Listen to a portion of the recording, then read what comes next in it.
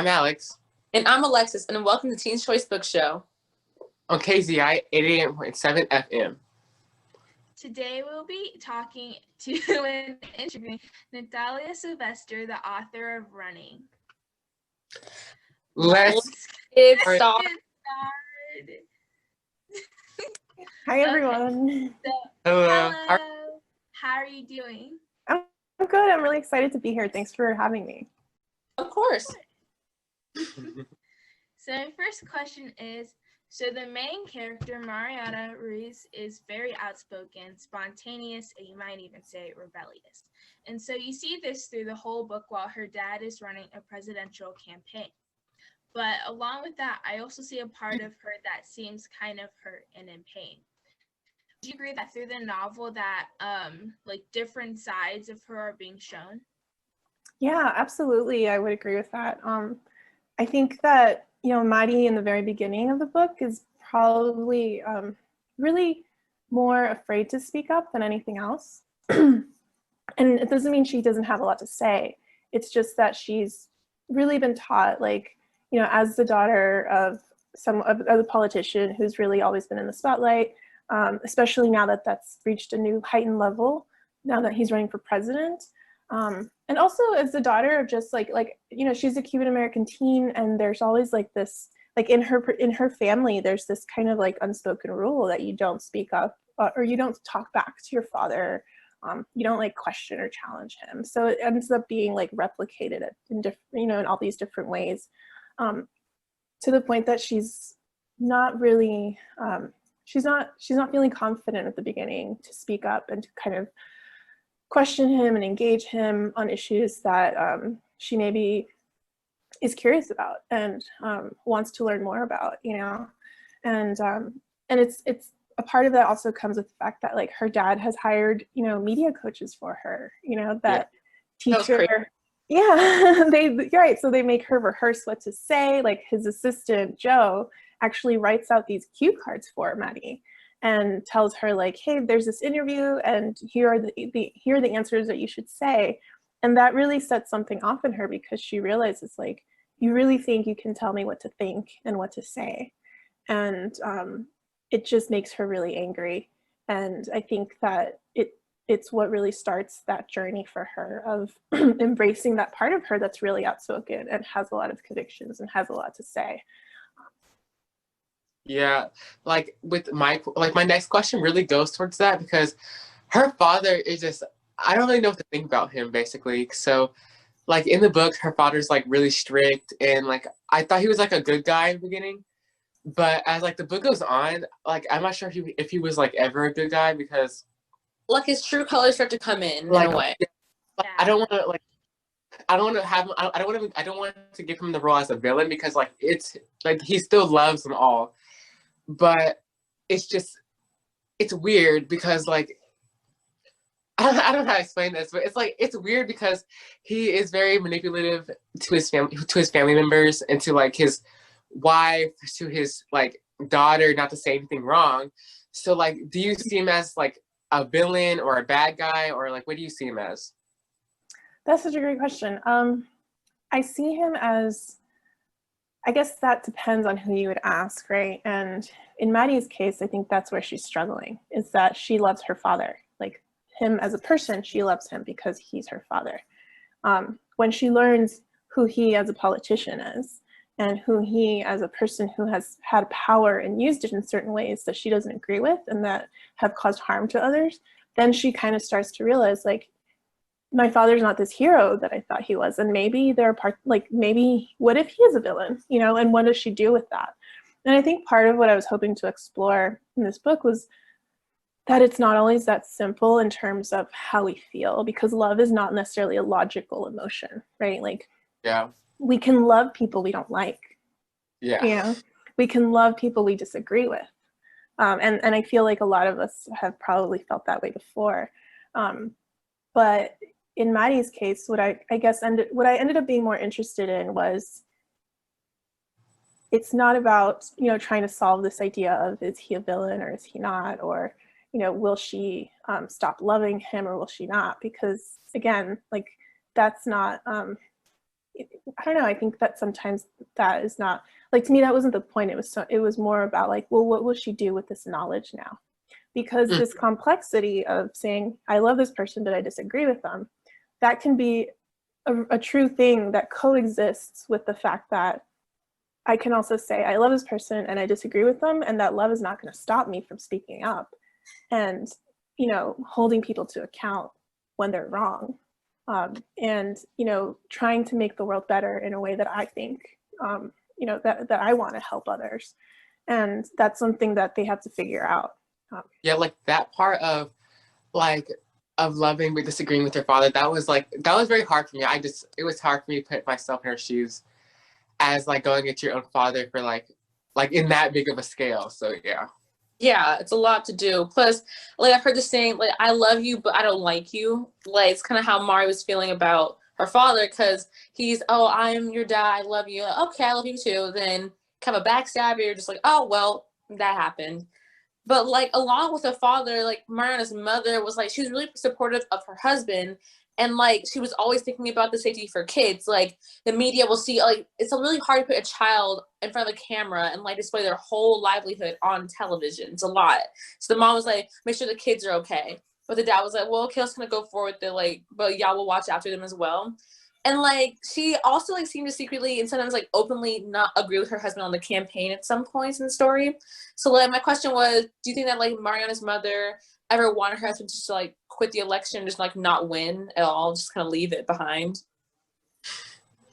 I mean, I know that answer, but I don't want to spoil it because I feel like there's maybe hints in there.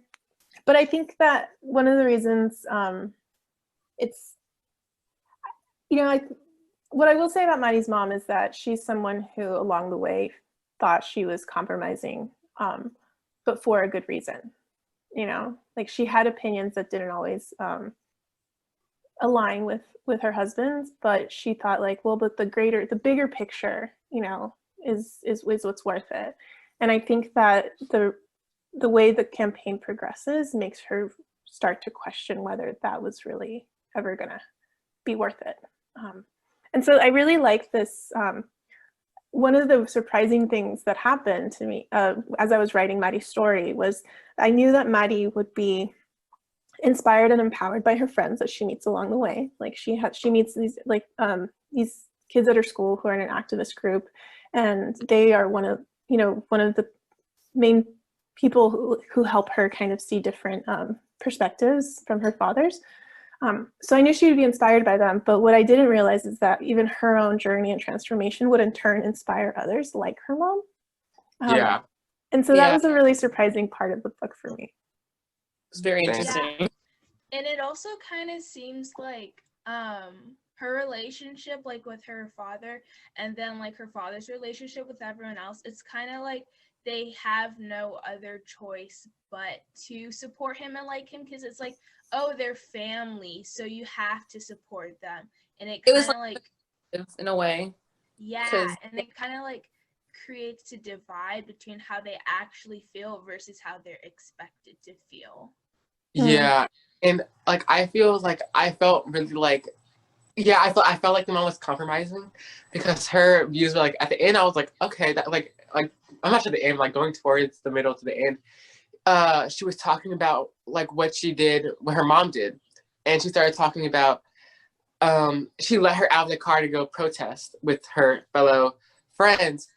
And like at that point I started seeing everyone stray away from her dad and start like thinking independently, I guess, like because like the mom, I don't think she really, her livelihood, like their family was like based on like running and political beliefs, so she had no choice, like you said, she had no choice but to stick by his side, because it's either find another job or like this is what our base is.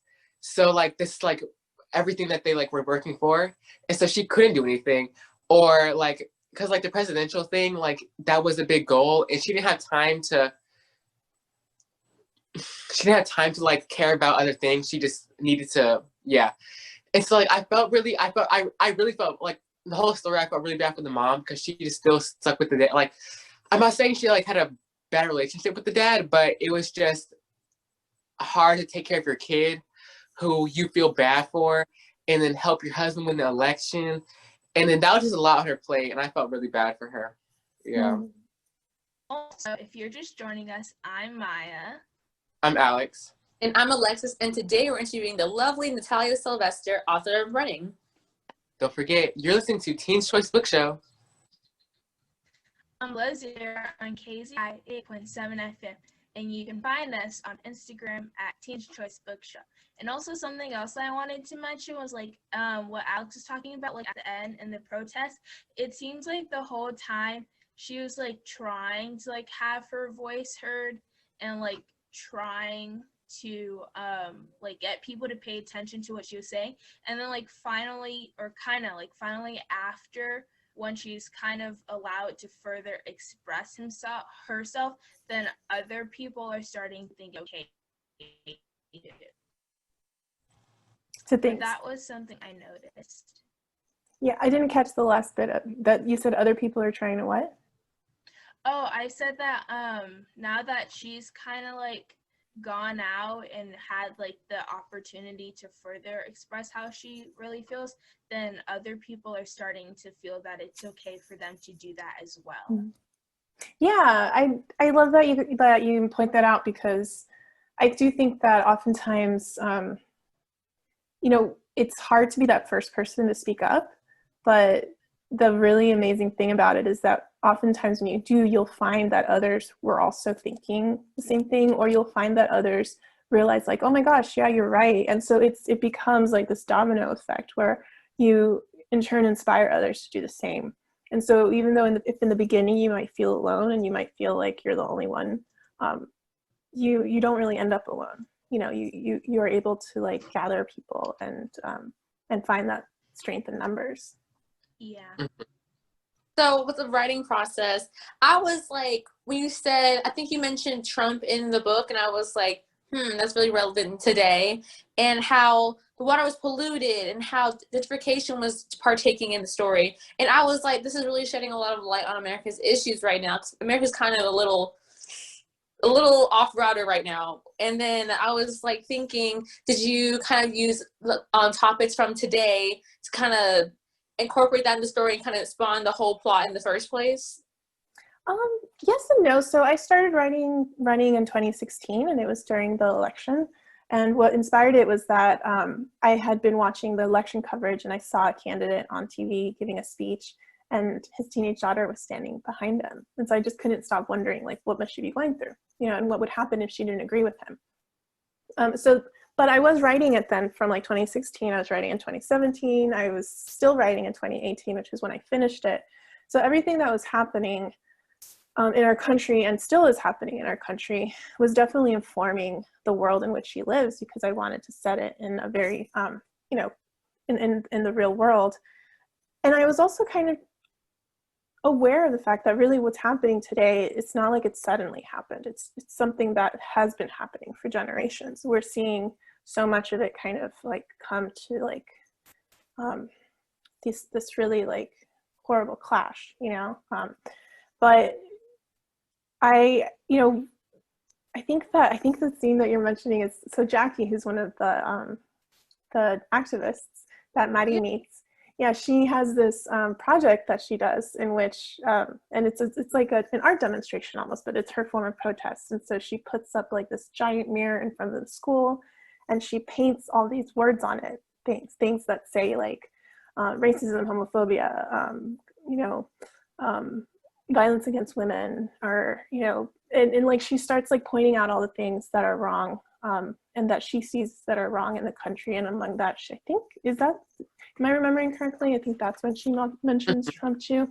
And then she's talking a lot about the whole point of the mirror is that we also, like, when we look at what's wrong with our country, we need to be willing to look at like, as what we as people as a whole have also, like, what have we done? What are we responsible for? What can then we do to change it?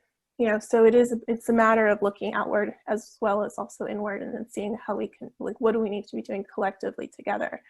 And it was really, seeing her work through that is just something that was really interesting to me too, and it kind of ended up having like this ripple effect throughout the book, because Maddie's father, being a Latinx Southerner, he's Cuban American, and yet, sometimes he hasn't always like voted in ways that would be of interest to his community, and that's something that is talked about too. And so I was really interested in seeing like what happens when if we're someone who is marginalized and who has experienced oppression. Does that mean that we can also then perpetuate that same oppression to others? And what does it mean to have privilege and to be able to hold ourselves, like to come to terms with our own privilege, and then find out, am I going to use this for good, or am I going to use this again to continue perpetualizing things that will hurt others? And so I think that's like one of the things that Maddie has to face, is like really realizing, like, as the daughter of a presidential candidate, she has a huge platform, and that's a privilege. like the when they went to mass, when the water was continuing, he's like passing out water bottles, and he had to do like the awkward smile. Oh, sorry, we're kind of out right now. That was like, oh wow. I felt a little hurt reading that. I was like, he did not just say we're out. That's a lot. It showed how his true color in a way, because he's all a big old smile and I'm here to help you, but he'll help you, but he'll help the people who like, it's like, hey, first come, first serve is what it is in a way. And he just kind of brushed it off like nothing happened. But like, it's your community. Like, how could you do that? And well, like my notes about that is like, whenever they had, like I could tell he was more right leaning for his political beliefs, but it comes to when it's politics, it's more about pleasing your party. And so even if you might have not agreed, or he would want someone to help him, like, or he would, like, if he didn't agree, or like he couldn't do things to help his community, he still needs to please that party, and he still needs to do those things. And I noticed like a lot of like coloristic things about they appeared more whiter, and that was more acceptable for that group of people that he was trying to please. And so that was very like, that showed about how much, it was weird because his family was from another country, but he's going with a group who doesn't. Yes, like it's like what you said about privilege. When they get that, I don't think he used that privilege for good. He used it to please his party, but not his community, for water and all these resources, so stuff like that. Mm-hmm. So I'm gonna start going. So like the writing process. So it was a long time to write this, and so like you wrote this over like the span of those 4 years. Yeah, I mean, like I started writing in 2016, and then I will say I wrote like the first like 10 pages in 2016, and then I knew I wanted to keep writing this story, but it was really hard for me for like about a year to really get any other pages on there. And it took me a really long time to finally find my rhythm with it. And I think it was just because, after the elections, I was really trying to figure out like, what are the things that I could be doing? How can I contribute? How can I help to protect like our communities, to make sure that that we're headed in the right direction? And I would, it took a lot of different forms. Sometimes I would be protesting. Sometimes I would be going to the Capitol to testify against certain bills that were being passed that I felt would be harmful to the immigrant community. Sometimes it would be just, a matter of making phone calls to our representatives, and, just all these different things. And it didn't really allow me a lot of time or really energy to think about the book. And then eventually I realized, like, I want to keep writing. And, we all have different things to contribute. So I just had to find a balance between all those efforts. And yeah, I think after that, I went to a couple of writing workshops with other writers that just helped me, like, it just helped get the creative juices flowing, and kind of helped me get out of my own way, because I can often be very critical of myself. And there's a lot of insecurity that comes with writing, a lot of self-doubt, especially when I'm more of a rewriter. And so when I write a first draft, I don't feel great about it. I make it better during the next, subsequent drafts and stuff. So yeah, it took a while, but it's, that's also the process I've learned works for me, is it's like at this point I know it's going to take time, so it's okay if in the beginning it doesn't feel great. Mm-hmm. Mm-hmm. Kind of going off like all of the questions that we've asked and your answers, and then also extending to Alexis's first question, or not like the very first question, but the most recent question she just asked you. Whenever I just think about the book and the plot and the theme, I kind of feel like running is almost a metaphor for American society. Because, like, on the outside of the family or on the outside of America, people might think that's like, oh, the American dream, or how wealthy the country is, that's the perfect place to be. But kind of as you dive further, you realize it's not that perfect. Then there are problems and people try to speak about it, but they're not being heard, or what they're saying is being rejected. And when I kind of compare this to the Ruizes, it seems like the same patterns happening within the family, because on the outside it seems like the perfect family, you know, and they're wealthy and they live a great life, but really on the inside there are struggles that not everyone sees. And so Marie, like, part of her thing is that she's trying to have her voice heard, and her opinions and her thoughts are being rejected. And so I was wondering if this was one of the points that you're trying to make throughout the book.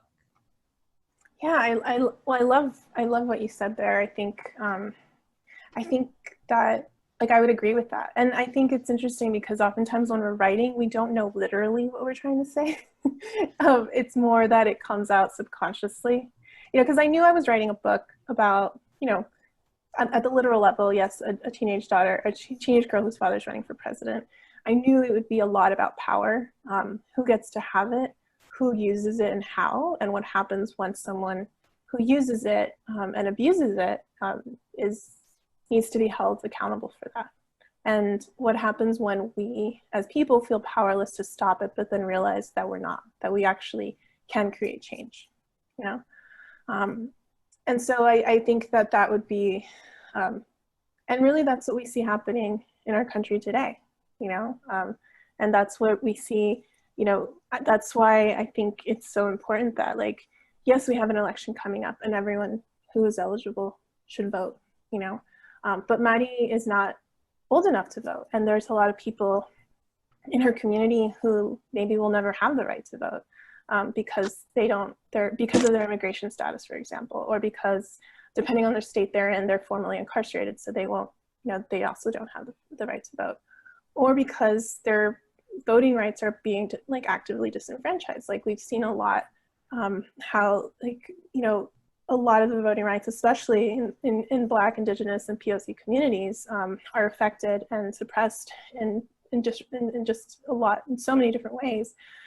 And so I was really interested in, like, you know, there are other ways that we can show up. There are other ways that our voices and our presence and our efforts and our choices can really count. It's not often about one election. It's about everything we're doing leading up to it and after it. And it's about, you know, those who do raise their voices. And that's why we're seeing, like, the protests right now against racism and police brutality. You know, the protests that we've also seen about what's happening on our border. You know, all of those things are going, like, all of those things matter, and they're creating change, whether we see it happen in one election or a next. And so I do think that hopefully that's something that will come through in the book. You know, and I love that you said that and that you read it that way.